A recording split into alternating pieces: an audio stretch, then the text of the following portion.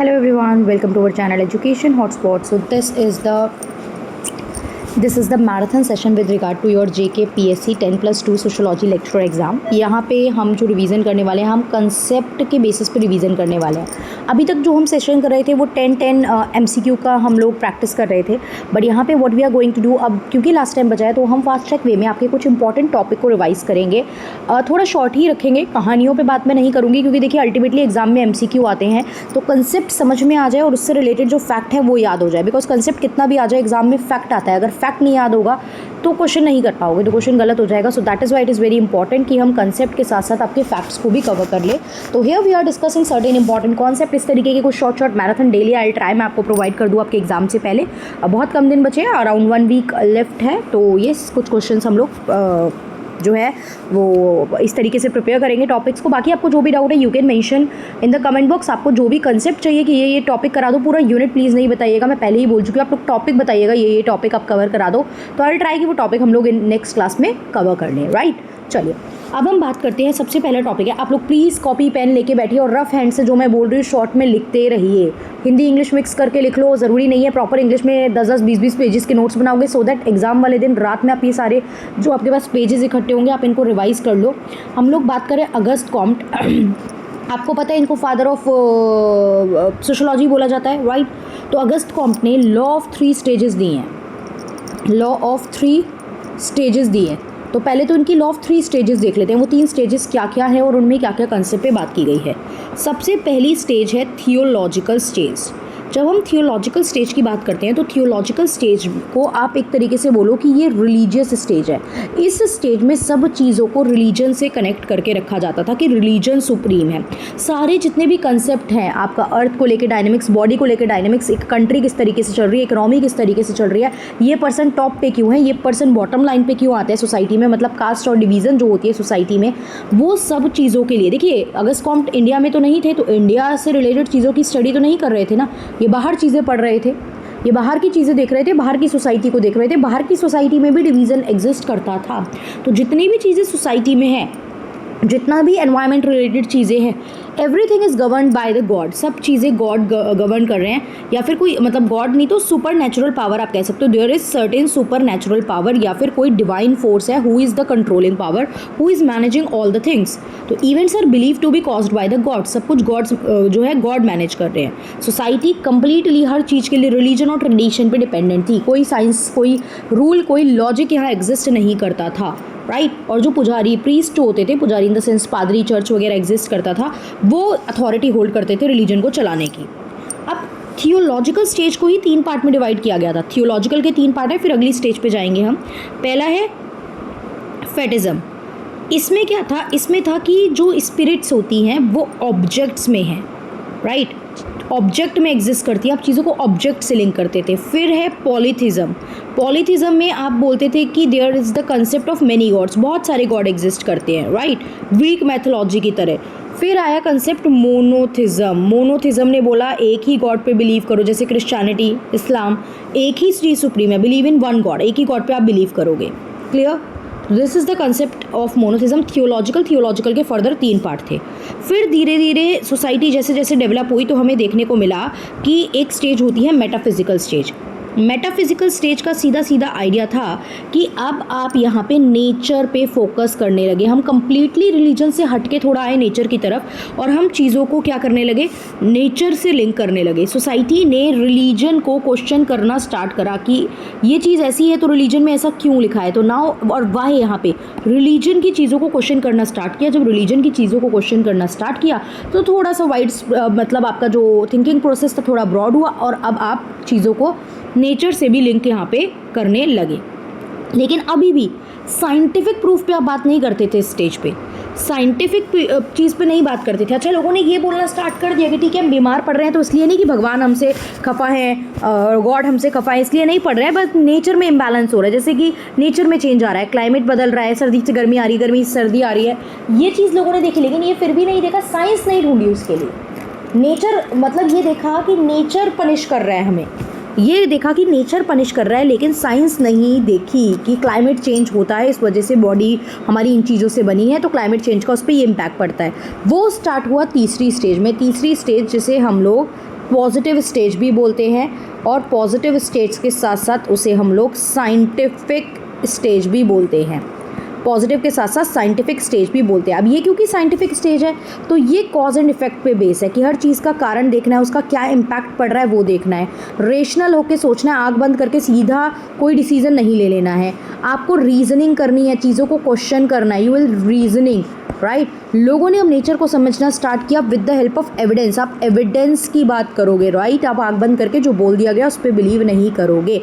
तो reasoning start हुई, evidence पे बात होनी स्टार्ट हुई, क्वेश्चनिंग स्टार्ट हुई, rational thinking I, cause and effect पे चीज़ें बेस होने लगी। जैसे कि बीमारी हो रही है तो ये इस बैक्टीरिया की वजह से है, ये इस वायरस की वजह से है, राइट। यहाँ पे रिलीजियस को कम्प्लीटली रिलीजन वाली जो चीज़ है उसको क्वेश्चनिंग करके प्रॉपर एविडेंस बेस्ड चीज़ों पे बात होने लगी। क्लियर। तो ये 3 स्टेजेस थी बाय अगस्त कॉम्ट। ये 3 स्टेजेस थी। उन्होंने बताया किस तरीके से society over the period of time जो है वो प्रोग्रेस करी है, किस तरीके से सोसाइटी जो है वो सुपरस्टिशन से साइंस की तरफ मूव करी है। इसी तरीके से मतलब सोसाइटी को, सोशोलॉजी को उन्होंने एक्सप्लेन करने की कोशिश करी है। फिर अब इन्होंने एक सब्जेक्ट की हिरार्की बताई है। अगस्त कॉम्ट ने, वो सीधा सीधा पूछ सकता है कॉम्प्लेक्सिटी के बेसिस पे, अगस्त कॉम्ट की हिरार्की के बेसिस पे कौन से सब्जेक्ट कौन सी नंबर पे आते हैं, सबसे टॉप पे कौन सा है, सबसे बॉटम पे कौन सा है। तो इसको याद करने का एक तरीका यहाँ पे मैं आपको बताऊँगी, दैट इज़ MAPCBS। कैसे याद करो, MA करा, PC मान लो प्रियंका चोपड़ा ने MA करा है किसमें, बायोलॉजिकल साइंस में, राइट। करा है नहीं करा है वो नहीं हमें देखना है, मान रहे हैं हम, राइट। MA करा है PC ने बायोलॉजिकल साइंस में। तो दिस M इज़ मैथ, मैं पूरा नहीं लिख रही हूँ, mathematics. A is astronomy, P is physics, C is chemistry, B is biology and S is sociology.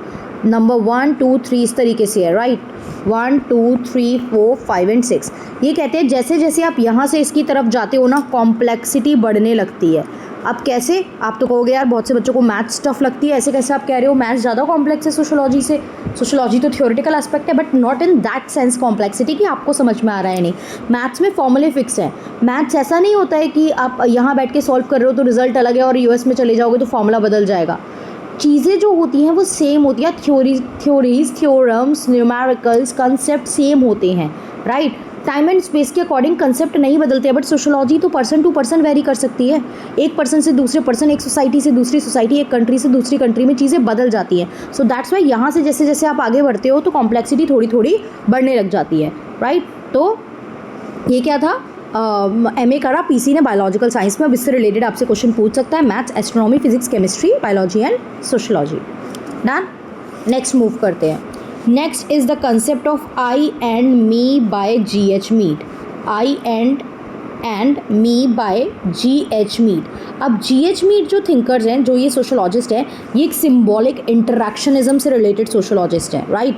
जैसे कि आपके क्लासिकल थिंकर्स होते हैं, आपके फंक्शनलिस्ट हैं, स्ट्रक्चरल फंक्शनलिस्ट हैं, इसके अलावा हमारे कार्ल मार्क्स आते हैं कॉन्फ्लिक्ट थ्योरी से। तो GH मीड जो है वो बिलोंग करते हैं कौन सी विचारधारा से, कौन से पर्सपेक्टिव से, सिम्बॉलिक इंटरैक्शनिज्म, जिसमें आपके हर्बर्ट ब्लूमर, इरविंग गॉफमैन ये सब भी आते हैं। तो GH मीड का एक सिद्धांत है आई एंड मी। सिंपल एग्जांपल से समझते हैं। देखिए वो क्या कहते हैं, मी क्या होता है, मी इज़ समथिंग जो आपके एटीट्यूड को, जिस तरीके से मैं बोल रही हूँ, please try to write down in that language, short word में आप इसी तरीके से लिख लीजिए।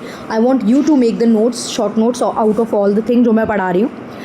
मी क्या होता है, आपके एटीट्यूड्स, और वो एटीट्यूड्स कैसे बन रहे हैं क्योंकि सोसाइटी आपसे क्या एक्सपेक्ट कर रही है।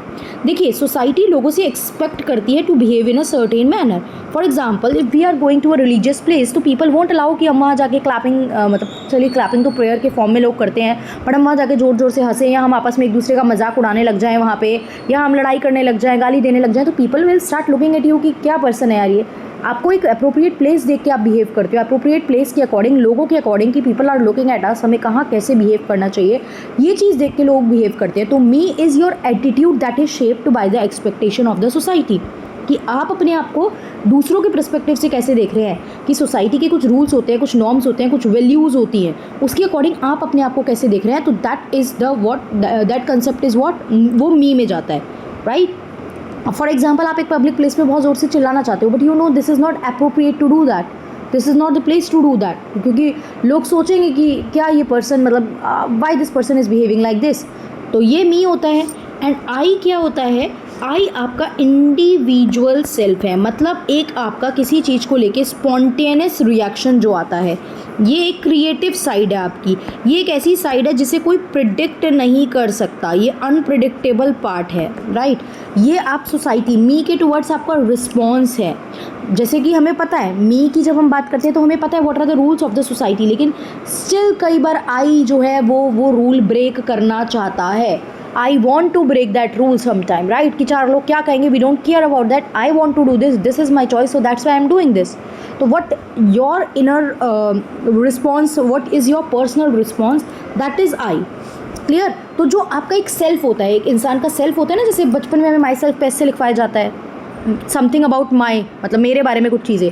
तो वो जो आपका सेल्फ होता है वो क्या करता है, इन आई और मी के बीच में हमेशा डायलॉग होता रहता है। आपके माइंड में आया सोसाइटी में ये चीज़ ठीक है, ये नहीं है, करना चाहिए, फिर आई आपसे कहेगा कि यार मेरी चीज़ है, मुझे पसंद है, मुझे कर लेनी चाहिए, but what people will think. तो ये आई एंड मी के बीच में एक डायलॉग रहता है। तो me is what society teaches you to be. Society आपको क्या सिखा रही है, teaches you to be. And I is how you respond, उस चीज़ पे आपने कैसे रिस्पॉन्ड करा। अब पॉसिबिलिटी है कि जैसा दिखाया आप वैसे रिस्पॉन्ड कर दो, और पॉसिबिलिटी है कि आप अलग जाके करो, अलग रिएक्ट करो। तो मीड ने यही बोला था कि सेल्फ इज़ नॉट स्टैटिक। आपसे ये स्टेटमेंट लिख के भी क्वेश्चन पूछ सकता है, who said that self is not static, it's always developing. जैसे जैसे हम लोगों के साथ इंटरेक्ट करते हैं, नए लोगों के साथ, तो ये सेल्फ जो है वो ऑलवेज डेवलप करता है। तो ये बात किसने बोली थी, ये बात जी.एच. मीड ने बोली थी। क्लियर। चलिए, तो ये हमें समझ में आ गया आई एंड मी का कंसेप्ट। अब बात करते हैं एक कंसेप्ट की, that is dramaturgy. Dramaturgy is again by symbolic interactionist thinker, that is Erving Goffman. अगर पूछ ले ड्रामेटर्जी का कंसेप्ट किसने दिया था, तो this concept is by Irving Goffman, right. Irving Goffman ने कहाँ ड्रामेटर्जी का कंसेप्ट दिया है, तो इनकी बुक है द प्रेजेंटेशन। फैक्चुअल क्वेश्चन भी बिल्कुल आ सकते हैं, कंसेप्ट जितने इंपॉर्टेंट हैं उससे ज़्यादा ही मैं बोलूँगी फैक्ट भी इंपॉर्टेंट है, right. The presentation of self in everyday life, this is the name of the book, 1959 में लिखी थी। तो पूछ सकता है ड्रामेटर्जी का कंसेप्ट किसका, इरविंग गॉफमैन का। The presentation of self in everyday life book किसकी, इरविंग गॉफमैन की। इरविंग गॉफमैन ने ड्रामेटर्जी का कंसेप्ट कौन सी बुक में दिया, ये भी पूछ सकता है। क्लियर। तो ये कंसेप्ट क्या कहता है, ये देखिए, ड्रामेटर्जी मतलब कि उन्होंने कहा है कि ये जो है ना, ये जीवन एक रंगमंच है और हम सब इसकी कठपुतलियाँ हैं। That this is the place is a theatre and everyone is playing certain role. लोग कुछ ना कुछ रोल प्ले कर रहे हैं और आप you are trying to influence the other people. देखिए यहाँ पे आता है concept of front stage and back stage. Front stage is how you are performing in front of the people.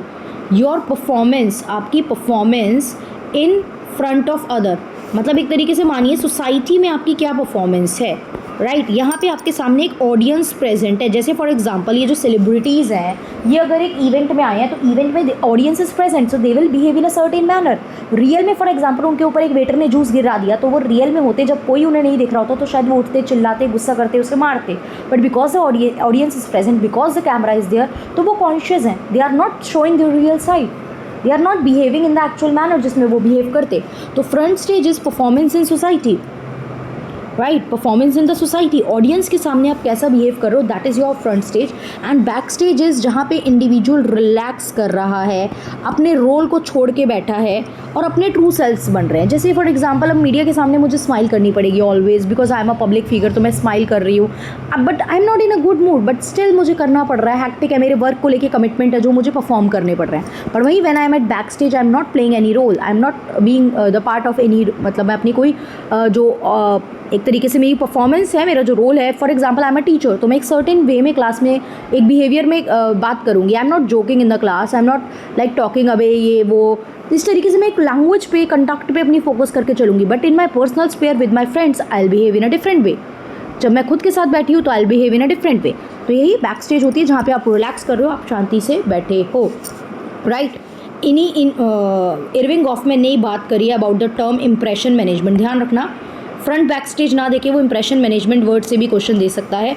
तो इंप्रेशन मैनेजमेंट से इनका मतलब यही था कि कैसे जो दूसरे लोग हैं आप कंट्रोल कर रहे हो, ये इंप्रेशन मैनेजमेंट एक प्रोसेस होता है जिसमें आप कंट्रोल कर रहे हो हाउ अदर परसीव यू, दूसरे लोग आपको किस तरीके से लेके चल रहे हैं, दूसरे लोग आपके बारे में क्या सोच रहे हैं। इसके लिए आप बहुत सारी चीज़ों पे काम कर सकते हो। आप क्लोथिंग देखो, किसी को नेता नगरी में जाना होता है, लोग सादे वस्त्रों में आ जाते हैं, कुर्ते पे आ जाते हैं, कुर्ता पहन के चल रहे हैं, डिसेंट कपड़े पहन के चल रहे हैं, राइट। जॉब इंटरव्यू में जा रहे हो तो आप एक फॉर्मल ड्रेस पहन के जा रहे हो, आप नहीं ना शॉर्ट्स बर्मूडास पहन के जा रहे हो। तो आप अपने क्लोथिंग के थ्रू अपना एक अपना थॉट प्रोसेस, अपनी इमेज सेट करते हो सामने वाले के लिए। आप अपने टोन के थ्रू, अपनी लैंग्वेज के थ्रू, मतलब लैंग्वेज मतलब ये नहीं कि हिंदी बोल रहे हो, इंग्लिश बोल रहे हो, that is not the thing. Way of speaking, tone ही हो गया, वे ऑफ स्पीकिंग, अपने कपड़े, अपने बोलने के तरीके, इन सब चीज़ों से अपने इंप्रेशन जो है वो सामने वाले पे सेट करते हो। तो impression management again is a concept bye Irving Goffman. Clear? ये पूरा जो है ये वर्ल्ड एक स्टेज है एंड हम सिर्फ इसके प्लेयर हैं, ये बात इरविंग गॉफमैन बोलते हैं। तो अगर ये क्वेश्चन आए सीधा ड्रामेटर्जी, फ्रंट स्टेज, बैक स्टेज, आपका the world is a theatre, impression management, कुछ भी लिखे तो आपका आंसर क्या होगा? Irving Goffman. चलिए, तो अगले कंसेप्ट पे आते हैं, रिस्क सोसाइटी। इसी तरीके से मैं मिसलेनियस हर यूनिट में से कुछ कुछ कंसेप्ट रिवाइज कराऊंगी। I hope this will help you. इसी तरीके से रहने वाला, अगर ये हेल्प कर रहा है तो मुझे कमेंट करके बताना, so that I will try कि मैं ज़्यादा से ज़्यादा वीडियो दूँ। देखो मैं 2-4 घंटे की वीडियो भी नहीं दे रही हूँ, बिकॉज फिर क्या होगा ना, लास्ट में प्रेशर लगता है उतने वीडियोज़ देखने में। क्लियर? उतना प्रेशर लगता है, but still I will try कि मैक्सिमम कंटेंट मैं आप लोगों को दे पाऊँ। Risk society is a concept जो कि किसने दिया था? उल्रिक बेक ने। ठीक है, पहले तो ये देख लेते हैं। उल्रिक बेक का कंसेप्ट है ये। उल्रिक बेक जो है ये एक जर्मन सोशियोलॉजिस्ट हैं, जर्मन सोशियोलॉजिस्ट हैं।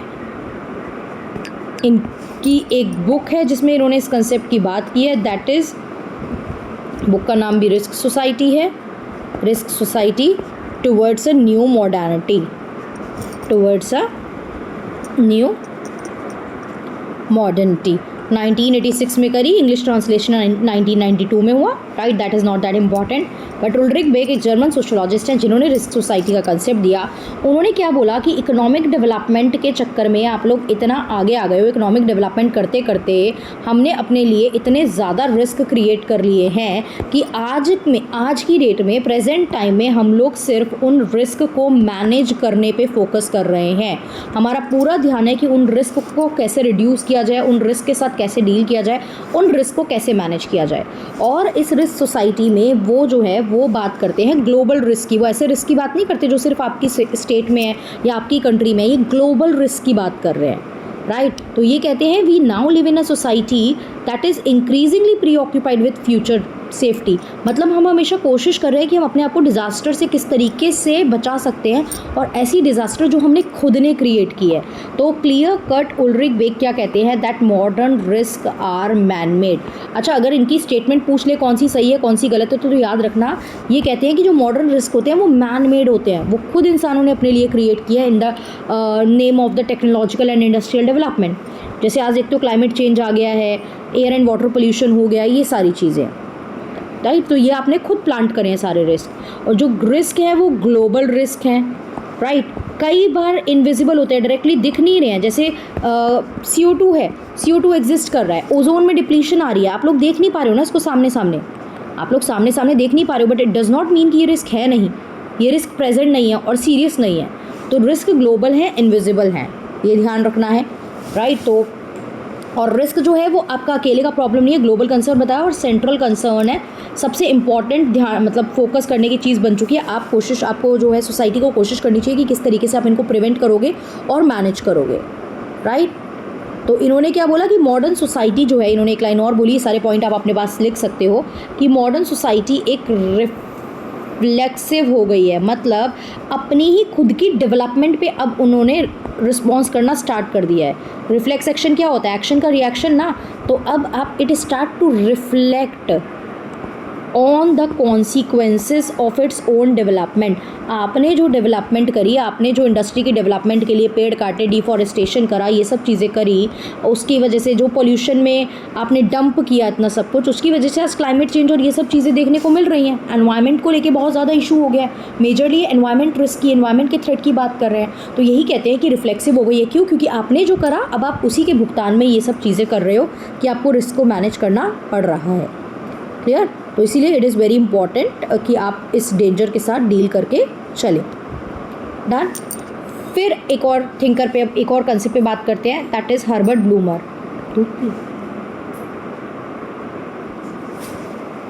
हर्बर्ट ब्लूमर की, अब हर्बर्ट ब्लूमर की बात करें तो हर्बर्ट ब्लूमर भी आपके सिम्बॉलिक इंटरेक्शनिज्म से बिलोंग करते हैं, like Edwin Hoffman and G.H. Mead. And इन्होंने यहाँ पे क्या बात करी है कि किसी भी चीज़ का मीनिंग जो है वो समटाइम जो है वो अराइज होता है out of social interaction. Social interaction मतलब जब when you are like talking in the society, आप डिस्कस कर रहे हो, आप किसी ग्रुप का हिस्सा हो, तो ये सोशल इंटरेक्शन होता है when the people are interacting और exchanging their thoughts, ideas, values, knowledge with each other. तो मीनिंग, किसी चीज़ का मीनिंग हमेशा फिक्स नहीं होता है, मीनिंग आपका एसोसिएट होता है कि आप कहाँ से आए हो, आप कैसे देखिए फॉर एग्जांपल गरीबी का मतलब भी लोगों के लिए अलग अलग हो सकता है। एक पर्सन जो मिडिल क्लास फैमिली से आया, एक पर्सन जो रिच फैमिली से आया, उसके लिए गरीबी बहुत डिफरेंट है। उसके लिए गरीबी है कि वो महंगे पर्स नहीं खरीद पा रहा है, वो महंगे फ़ोन नहीं यूज़ कर पा रहा है, उसके पास लैपटॉप नहीं है। But in actual normal person जिसकी हम गरीब की बात करते हैं, उसके लिए क्या है, बेसिक सर्वाइवल के लिए खाना तक नहीं है उसके पास। तो जिस सोसाइटी में आप रहते हो, जिन लोगों के बीच में आप रहते हो, वहाँ इंटरेक्शन से आपके जो है चीज़ों के मीनिंग बनते हैं, राइट। वहाँ उस चीज़ से, I hope you are getting my point, कि ये चीज़ क्या बोलने की कोशिश करिए कि मीनिंग जो है वो फिक्स नहीं होते हैं। आप जो सोसाइटी में इंटरेक्शन करते हो, और वो इंटरेक्शन किस लोगों से करोगे, जिस टाइप के लोगों के बीच में आप रहते हो, तो उस अकॉर्डिंग आपके चीज़ों के जो है वो मीनिंग बनते हैं, और कम्युनिकेशन के थ्रू आपकी अंडरस्टैंडिंग जो है वो डेवलप होती है। उन्होंने यहाँ पर क्या बोला कि ह्यूमन्स जो है ना, they are not passive. Humans passive नहीं है कि सिर्फ सुन लिया, मतलब जो और चीज़ें हैं वो आगे से जाने दी। तो ह्यूमन्स आर नॉट पैसिव, वो कहते हैं ह्यूमन्स पैसिव नहीं है, पीपल पैसिव नहीं है। इंसान जो है वो सोचता है, they think, then they reflect and then they decide how to act, right. एक एक्ट करने से पहले, एक एक्शन लेने से पहले आप पहले सोच रहे हो, फिर आप चीज़ों को रिफ्लेक्ट कर रहे हो, and then you are deciding what to do. और इसी प्रोसेस को उन्होंने कहा है सेल्फ इंडिकेशन, सेल्फ इंडिकेशन, जिसमें क्या है, जिसमें आप टॉक, मतलब one is talking to oneself, आप खुद से बात करो। जैसे फॉर एग्जांपल, जब मुझे डिसाइड करना था कि मैराथन यहाँ पे स्टार्ट करते हैं, तो मैंने खुद से पूछा कि शॉर्ट वीडियोज़ इज़ ओके या मैराथन करूँ, 10 दिन बचे, मतलब 7 दिन बचे हैं, इट विल बी ओके कि मैराथन करनी चाहिए, क्या बच्चे मैराथन देख लेंगे, या शॉर्ट वीडियो ओके, MCQ ठीक है, टॉपिक समझाओ। इस तरीके से I am talking to myself to like decide करने के लिए चीज़ों को। तो मैं खुद से सोच रही थी कि मैं इतना टाइम मैनेज कर पाऊँगी, मैराथन ले आऊँ, 7 दिन बचे हैं, आ भी पाएंगी 7 वीडियोज़, डिटेल वीडियोज़। तो ये सारी चीज़ें जब आप खुद से बात करके किसी चीज़ के लिए डिसीजन ले रहे हो, तो उसको क्या बोला उन्होंने, सेल्फ इंडिकेशन बोला, राइट। ये सेल्फ में कहीं ना कहीं G.H. मीड से ये लिंक करते थे। जैसे G.H. मीड ने आई एंड मी का कंसेप्ट दिया, उसी तरीके से इन्होंने भी यहाँ पे सेल्फ के बारे में बात की है, राइट। इन्होंने बोला है ह्यूमंस जो है दे आर नॉट पैसिव, एक तरीके से they are the active agent. अगर ऐसी स्टेटमेंट आए कि किसने ये बात बोली है, humans are not passive, they are active agent, they think, reflect and then decide, तो ये बात किसने बोली है, ये बात बोली है हर्बर्ट ब्लूमर ने। क्लियर। चलिए नेक्स्ट कंसेप्ट की तरफ बढ़ते हैं। अब एक कंसेप्ट हम लोग देखते हैं,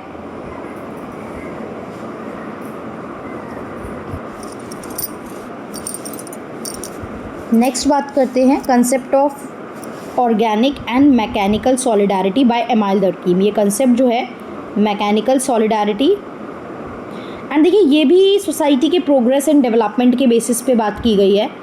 over the period of time society में डेवलपमेंट की वजह से क्या क्या चीज़ें में चेंजेस आए हैं वो यहाँ पे डिस्कस किया गया है। तो that is mechanical solidarity and organic solidarity. अब मैकेनिकल देखो, मैं एक याद करने का तरीका बताती हूँ। मैकेनिकल मतलब पहले चीज़ें, जैसे ऑर्गेनिक, आज के टाइम में ऑर्गेनिक चीज़ों पे ज़्यादा फोकस किया जा रहा है, तो ऑर्गेनिक मतलब हो गई मॉडर्न सोसाइटी, एंड मैकेनिकल मतलब पहले का ज़माना जब आप मशीन्स और ये सब चीज़ें ज़्यादा यूज़ कर रहे थे, मैकेनिकल चीज़ें ज़्यादा यूज़ कर रहे थे, तो वो हो गया ट्रेडिशनल। और जब सोसाइटी ट्रेडिशनल थी तो ज़्यादा एक तरीके से रूरल सोसाइटी एग्जिस्ट करती थी। आज की डेट में मॉडर्न सोसाइटी है तो वो इंडस्ट्रियल सोसाइटी है। ये डिफरेंस बात की है एमाइल दर्कीम ने। मैं बता रही हूँ उनके फीचर्स पूछ सकता है, what are the features of the organic solidarity या मैकेनिकल सॉलिडारिटी, सीधा सीधा पूछेगा ये कंसेप्ट ऑर्गेनिक एंड मैकेनिकल का किसने दिया है, तब तो आप लोग क्लियरली आंसर कर दोगे, that this is by Emile Durkheim, right. और अगर हम देखें कि उस समय पे यूनिटी एग्जिस्ट करती थी, राइट, उस समय पे सब चीज़ें सिमिलर होती थी, जो काम था, जो प्रोडक्ट थे, वो चीज़ें होमोजीनियस होती थी। यहाँ पे आज की डेट में हेट्रोजीनियस चीज़ें, काम अलग अलग है, राइट। उस समय पे सब लोग एक जैसे काम करते थे, तो डिवीज़न ऑफ वर्क नहीं होता था, क्योंकि सब लोग एक जैसे काम कर रहे हैं, तो डिवीज़न ऑफ वर्क पहले नहीं होता था, डिवीज़न ऑफ लेबर जो है वो पहले नहीं होता था। लेकिन आज की डेट में डिवीज़न ऑफ, मॉडर्न सोसाइटी में डिवीज़न ऑफ लेबर काफ़ी ज़्यादा हाई है, क्योंकि हर काम को, काम हेट्रोजीनियस है, अलग अलग काम है, तो हर काम को करने के लिए हमें स्पेशलाइज पर्सन चाहिए, जो पर्सन जिस काम में अच्छा है वो चाहिए। देखिए जैसे मेरा तो छोटा सा यूट्यूब चैनल है, बट जो बड़े यूट्यूब चैनल होते हैं दे नीड ना कंटेंट वो बना रहे हैं, कंटेंट भी सम टाइम कोई और बना के देता है, बड़ी बड़ी एडटेक एजेंसी को। टीचर्स के पास कंटेंट आ रहा है जो कोई और बना रहा है, टीचर्स को बस जस्ट पढ़ाना है उसमें अपना ऐड ऑन करके, उसके बाद बच्चों के डाउट कोई और रिजॉल्व करेगा, उसके बाद टेक्निकल चीज़ें कोई और देख रहा है, थंबनेल कोई और बना रहा है, प्रमोशन कोई और कर रहा है। तो हर चीज़ के लिए स्पेशल पर्सन है, जो पर्सन जिस काम में अच्छा है, बेस्ट है, वो बस वही काम करे, बाकी काम दूसरा पर्सन करेगा। तो आज की सोसाइटी इतनी ज़्यादा स्पेशलाइज है और चीज़ें आपस में एक दूसरे पे इंटरडिपेंडेंट है। अगर कंटेंट वाले ने कंटेंट नहीं दिया तो टीचर क्लास में डिलीवर क्या करेगा? टीचर ने डिलीवर कर भी दिया है, वीडियो बन भी गई है, कंटेंट आ भी गया है, तो अगर आपने एडिटिंग करके अपलोड नहीं करी तो भी नहीं बच्चों तक पहुँचेगी। तो चीज़ें आपस में काफ़ी ज़्यादा कनेक्टेड हैं। अगर एक की तरफ से भी डिले या दिक्कत होगी तो काम नहीं हो पाएगा, राइट। पहले लोग एक दूसरे से काफ़ी ज़्यादा जुड़ा हुआ महसूस करते थे क्योंकि नियर बाय रह रहे हैं, जो नॉट थे वो काफ़ी ज़्यादा टाइज जो थी स्ट्रॉन्ग होती थी, तो एक कलेक्टिव कंसाइंस जो था वो एग्जिस्ट करता था। और आज की डेट में म्यूचुअल डिपेंडेंस हमें लोगों की एक दूसरे पे देखने को मिलती है। अभी मैंने बताया किस तरीके से डिपेंडेंस देखने को मिलती है। पहले के लॉ रिप्रेसिव हुआ करते थे और आज के लॉ रेस्टिट्यूटिव है। ये क्वेश्चन मल्टीपल एग्जाम में पूछा गया है कि रिप्रेसिव लॉ जो है और वो कौन से उसमें देखने को मिलते थे सोसाइटी में। तो ये क्वेश्चन आपको पता होना चाहिए। रिप्रेसिव जो है वो थे ऑर्गेनिक मैकेनिकल में, और रेस्टिट्यूटिव जो है वो ऑर्गेनिक में। अब क्वेश्चन आता है what is repressive and restitutive law, right. तो पहली बात तो ये कंसेप्ट इमाल दरकीम ने अपनी बुक डिवीज़न ऑफ लेबर में दिया था। ऑर्गेनिक एंड मैकेनिकल सॉलिडारिटी का कंसेप्ट डिवीज़न ऑफ लेबर में दिया था। रिप्रेसिव लॉ मैकेनिकल सॉलिडारिटीज़ में होते हैं जिसमें आप हार्श पनिशमेंट देते हो। रिप्रेसिव लॉ वो लॉ होते हैं जिसमें पनिशमेंट काफ़ी ज़्यादा हार्श होती है। जैसे आप देखते थे ना, मार ही दिया जाता था, सीधा लटका दो इस पर्सन को, सूली पे चढ़ा दो, दीवार में चिनवा दो, मार दो, तो बहुत हार्श पनिशमेंट होती थी। और क्राइम्स जो थे वो माना जाता था आपने क्राइम करा है, लेकिन वो पूरे समाज के लिए गलत एग्जाम्पल सेट होगा। ऑफेंसेस अगेंस्ट सोसाइटी माने जाते थे, तो डेथ पेनल्टी इस तरीके की पनिशमेंट दी जाती थी, राइट। रेस्टिट्यूटिव आज के टाइम पे है। रेस्टिट्यूटिव में आप सोचते हो बैलेंस बना के चले, आपने जो सामने वाले ने नुकसान करा, आप सोचते हो कि वो उस हार्म का डैमेज करे, किस तरीके से करेगा, राइट। आपने नुकसान करा तो फाइन पे करो। तो आज की डेट में आपकी सिविल, कमर्शियल, एडमिनिस्ट्रेटिव अलग अलग तरीके के लॉ बनते हैं। ऐसा नहीं आपने एक क्राइम कर दिया तो सबके लिए माना गया। इंडिविजुअल बेसिस पे आपकी वजह से जिसको इम्पैक्ट पड़ा है उसको कंपनसेट कराने की यहाँ पे बात जो है वो की जाती है। क्लियर? जैसे फ़ाइन वगैरह दे दी जाती है। पहले अगर आप कोई जो क्राइम करते थे या कुछ लॉ ब्रेक करते थे उसको मॉरल रिलीजियस वायलेशन माना जाता था, और आज की डेट में उसको लीगल या कॉन्ट्रैक्चुअल वायलेशन जो है वो माना जाता है। क्लियर? देखिए इसी तरीके से मैं आप लोगों को टॉपिक कराऊंगी, एंड आई वुड रिक्वेस्ट कि आप लोग क्या करें, आप लोग अभी जो आपके डाउट आ रहे हैं ना वो मुझे मैसेज कर दें, सो दैट मैं उसी में ऐड ऑन भी कर पाऊँ, टॉपिक्स को मैं ऐड ऑन कर पाऊँ। इसी तरीके से हमारी वीडियोज़ रहेंगी। अभी अब आज की डेट के नेक्स्ट टॉपिक पर हम लोग बढ़ते हैं, दैट इज़ एक स्कीम की मैं छोटी सी बात करती हूँ, that is Mahatma Gandhi national rural employment guarantee act, right. इसके बारे में फुल फॉर्म आ सकती है, तो फुल फॉर्म मैंने आपको क्या बताई, Mahatma Gandhi national rural employment guarantee act. लिख लीजिए अपने पास। 2005 में ये आया, 2005 में आया। नाम से समझ में आ रहा है क्या ये अर्बन एरिया के डेवलपमेंट की बात करता है? नहीं, ये रूरल एरिया के लोगों को एम्प्लॉयमेंट देने की बात करता है। Employment for how many days? 100 days wage guarantee देता है। बस इतनी चीज़ें याद रखनी है। 100 डेज़ वेज गारंटी का मतलब ये नहीं है कि आप घर घर जाके लोगों के वेजेस बांट के आओगे, राइट। इसका मतलब क्या है? इसका मतलब होता है कि आप लोगों को कम से कम 100 डेज़ का काम देने की बात करोगे। आप मतलब इस तरीके से ट्राई करोगे कि जो रूरल एरिया में जो लोग हैं उनको, जिसने स्कीम के अंदर रजिस्टर कराया है, उनको कम से कम 100 दिन का कुछ काम मिल जाए, जिससे कि वो उतने पैसे अपनी बेसिक लाइफ के लिए अर्न कर सकें। डन? इतना ही देखना है, ज़्यादा नहीं देखना है। अगले टॉपिक पे आते हैं, that is manifest and latent function.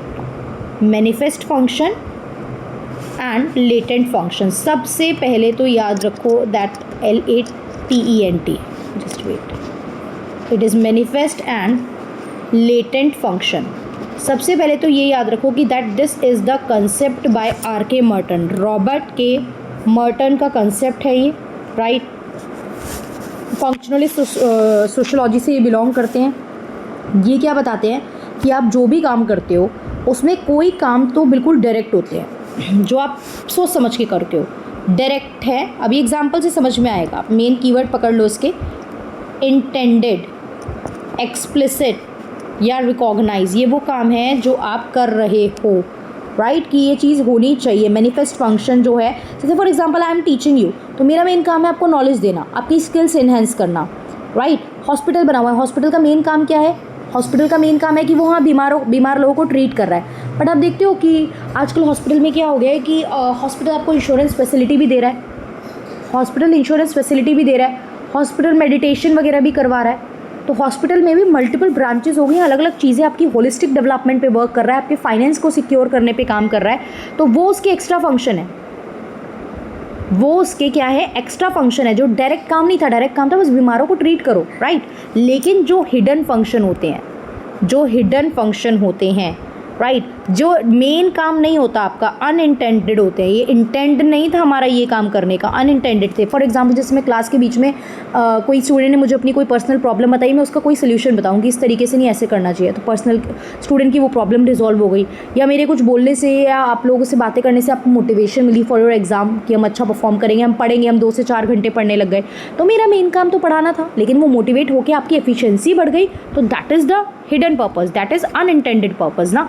तो manifest is a direct and intended function, जो आप कोई भी एक्टिविटी करते हो उसका डायरेक्ट फंक्शन होता है, and they are the latent function are the hidden function, right. याद रखना, सीधा सीधा पूछ सकता है ये कंसेप्ट किसने दिया, तो ये कंसेप्ट दिया था R.K. मैटन ने। मैनिफेस्ट फंक्शन वो होते हैं that what something is suppose to do, कि आपको करना ही करना है, एंड लेटेंट जो आप एक्चुअली में करते हो, राइट। तो आई होप ये समझ में आया होगा मैनिफेस्ट एंड लेटेंट फंक्शन का कंसेप्ट होता क्या है। चलिए नेक्स्ट हम लोग बात करते हैं division of labour by Emile Durkheim. अभी मैंने ऑर्गेनिक एंड मैकेनिकल सॉलिडारिटी बताई, right. Division of labour by Durkheim पे हम लोग बात कर लेते हैं। डिवीज़न ऑफ लेबर, अब डिवीज़न ऑफ लेबर का जो इनका कंसेप्ट था, यही नाम से इनकी एक बुक भी है जो इन्होंने 1893 में लिखी। तो ये बुक किसने लिखी, ये कंसेप्ट किसने दिया, ये कंसेप्ट इन्होंने कौन सी बुक में दिया, ये सब आंसर हमें मिल गए। अब डिवीज़न ऑफ लेबर मैंने आपको बताया कि पुरानी यानी कि mechanical solidarity, mechanical old traditional society में कम देखने को मिलता था, आज ज़्यादा देखने को मिलता है। क्यों? क्योंकि आज की सोसाइटी में हम देखते हैं, देखिए डिवीज़न ऑफ लेबर होता क्या है। जैसे फॉर एग्जाम्पल मैं एक कंपनी लेती हूँ, एग्जाम्पल में समाज को हटा दीजिए, अभी कास्ट क्लास को हटाइए, अभी एक कंपनी लीजिए, जैसे कंपनी में टॉप पे CEO है, फिर बोर्ड ऑफ डायरेक्टर है लेट से, फिर उसके बाद जनरल मैनेजर है कंपनी में, फिर लेट से डिपार्टमेंट मैनेजर है कि ये प्रोडक्शन मैनेजर हो गया, ये HR मैनेजर हो गया, ये फाइनेंस मैनेजर हो गया, ये मार्केटिंग मैनेजर हो गया, राइट।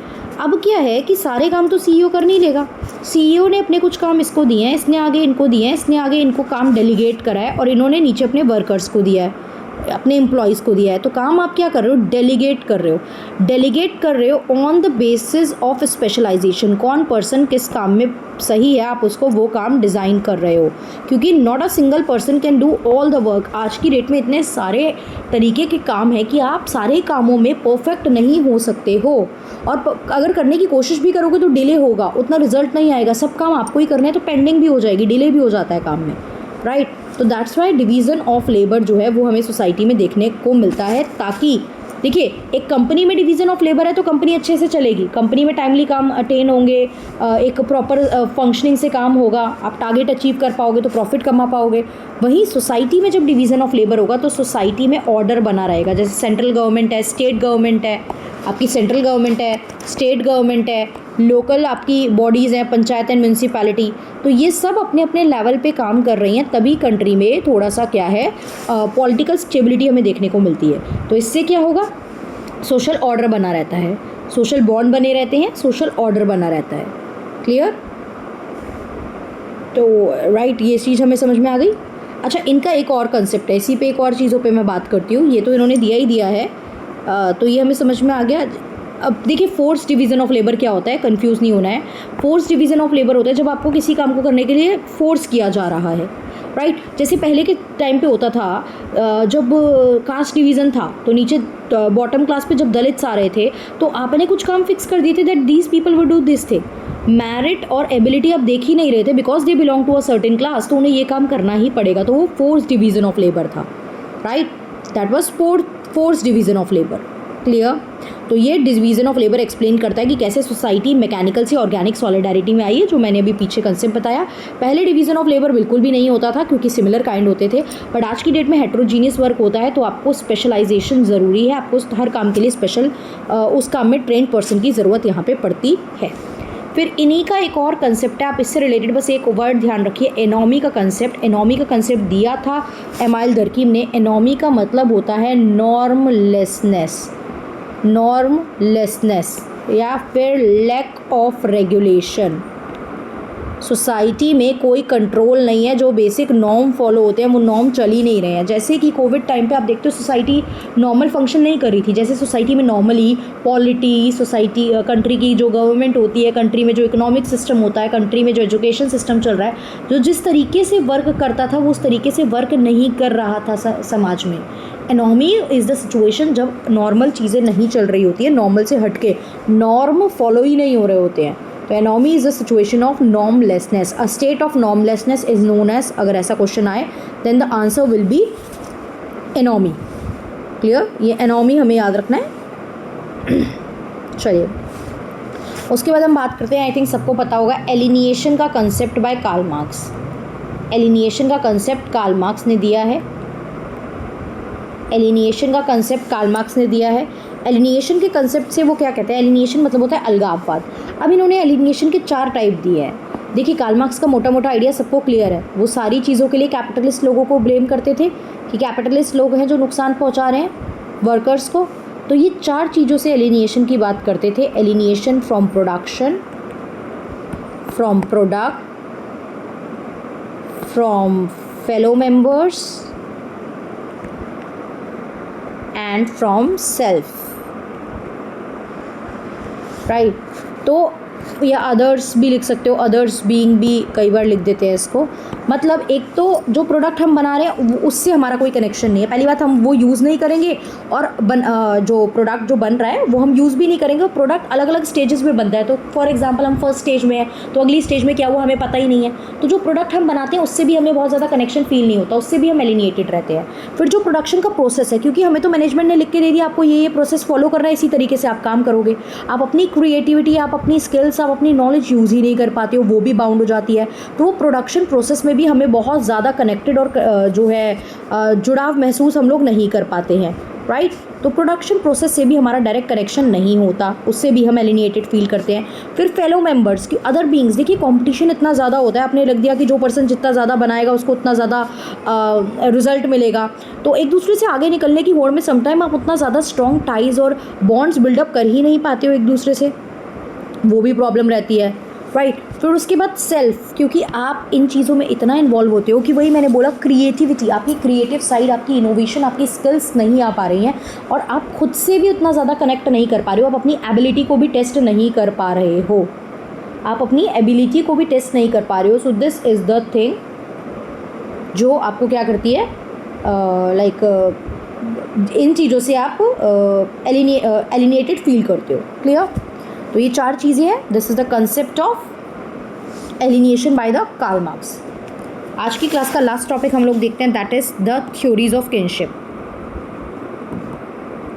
अगर ये वीडियो हेल्पफुल लगेगी, आप लोगों को लग रहा है कुछ बेनिफिट है, तो आई ट्राई, और आप लोग मुझे बताएंगे कि इतनी ही लेंथ की वीडियो रखूँ या थोड़ी और बड़ी वीडियोस क्रिएट करूँ और ज़्यादा टॉपिक एक्सप्लेन करके। तो that is up to you. अगर किसी ने यहाँ तक वीडियो देखी है, इट मीन्स उसको एक्चुअली में फ़ायदा हो रहा है वीडियो का, and that person wants me to make more videos. So या अगर मतलब बेनिफिशियल रहेगी तो फिर इस तरीके की और वीडियोस हम अभी 4-5-6 दिनों में कवर करेंगे। पहली थ्योरी है डिसेंट थ्योरी, SCENT, राइट। चलिए दोबारा लिख देती हूँ। तो first theory is descent theory, right. ये सीधा सीधा बायोलॉजिकल चीज़ों पे बात करती है कि कैसे आपने जो है आपकी जो एंसेस्ट्री है वो आपके पास आई है। जैसे कि फादर्स की लाइन से आती है, मदर की लाइन से आती है, मतलब आप अपने डिसेंट कहाँ से लेते हो। जैसे पैट्रिलिनियन है थ्रू फादर साइड, मैट्रिलिनियल है फ्रॉम मदर साइड, बाइलिनियल है फ्रॉम बोथ साइड, राइट। यूनिलिनियल है वन साइड, या तो ईदर फ्रॉम द मदर और फ्रॉम द पेरेंट्स, ये चीज़ रहती है। इस थ्योरी से एसोसिएटेड एक मेजर थिंकर जो है वो A.R. रेडक्लिफ ब्राउन है। A.R.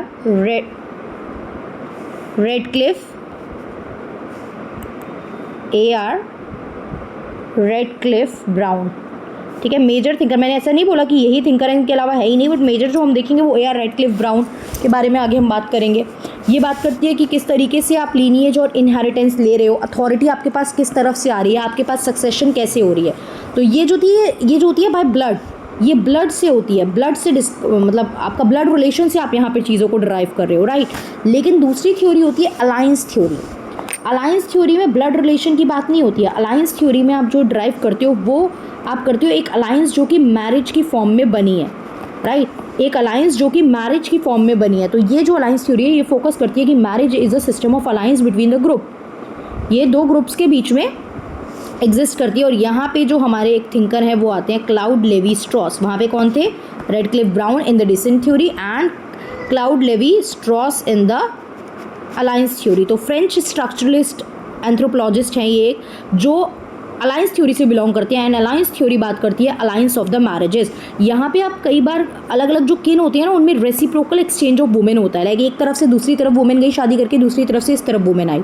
तो मैरिज के थ्रू लोग क्या करते हैं, जैसे पहले के देखो ना राजा महाराजा क्या करते थे, अगर किसी दूसरी देश के साथ या दूसरे स्टेट के साथ आपको अपनी टाई स्ट्रॉन्ग करनी है तो आप वहाँ की जो फीमेल होती थी, जो प्रिंसेस होती थी, उनसे शादी कर लेते थे। तो एक बॉन्ड बन जाता था, एक टाई स्ट्रॉन्ग हो जाती थी, क्योंकि वहाँ की मिलिट्री आपके लिए है, वो लोग आपके लिए लॉयल रहेंगे। तो इस तरीके से अलायंस बन जाती थी फैमिली और ट्राइब्स के बीच में, राइट। तो ये है अलायंस थ्योरी। अभी इतना ही देखना है, हम types of marriage and in सब चीज़ों पे बात नहीं कर रहे हैं, ये हमने देख ली। उसके बाद एक फंक्शनलिस्ट थ्योरी भी होती है। फंक्शनलिस्ट थ्योरी ऑफ किनशिप क्या कहती है कि किनशिप जो है वो कुछ फंक्शन परफॉर्म करती है। आपस में जो किन है, कुनबा, फादर की साइड की फैमिली, मदर की साइड की फैमिली, ये सब मिलकर एक किन बनाती है। तो वो किन जो होती है उनके अपने कुछ फंक्शंस होते हैं परफॉर्म करने के। जैसे आप बच्चों को सोशलाइजेशन सिखा रहे हो कि कैसे बिहेव करना है सोसाइटी में, इकोनॉमी, पैसा कमा के दे रहे हो, राइट। इमोशनल सपोर्ट एक फैमिली एक दूसरे का करती है। ये सारी चीज़ें यहाँ पे होती हैं, लाइक फैमिली के फंक्शंस हैं जो हम देखेंगे फैमिली वाले टॉपिक में। यहाँ पे जो थिंकर हैं वो हैं ब्रॉनिस्लो मैलिनोस्की। A.R. ब्राउन भी इसी आइडियोलॉजी से फंक्शनलिस्ट में आते हैं, लेकिन मैलिनोस्की भी इससे रिलेट करते हैं। क्लियर? चलिए, तो ये मेजर अभी हम यही देख रहे हैं। दो हमने देखी। वैसे descent and alliance theory is the important concept जो आपको अलायंस थ्योरी में पढ़ना है। क्लियर? चलिए, तो यही अभी हम कवर करेंगे नेक्स्ट पार्ट में। बाकी आप लोग को रिस्पॉन्स पे I will create the further part and the further topic. और आपको कोई टॉपिक में डाउट है then do let me know in the comment box. I will try कि मैं उन पे भी वीडियो एंड कंटेंट बना के आप लोगों के जिन टॉपिक में डाउट है उनको फर्स्ट प्रेफरेंस पे मैं कवर करवाऊँ। बाकी अगर आपके कोई मेजर डाउट नहीं आएंगे तो अपनी तरफ से मैं कुछ रैंडम टॉपिक पिक करूँगी and will cover that. So that's all. Thank you everyone. See you in the next part.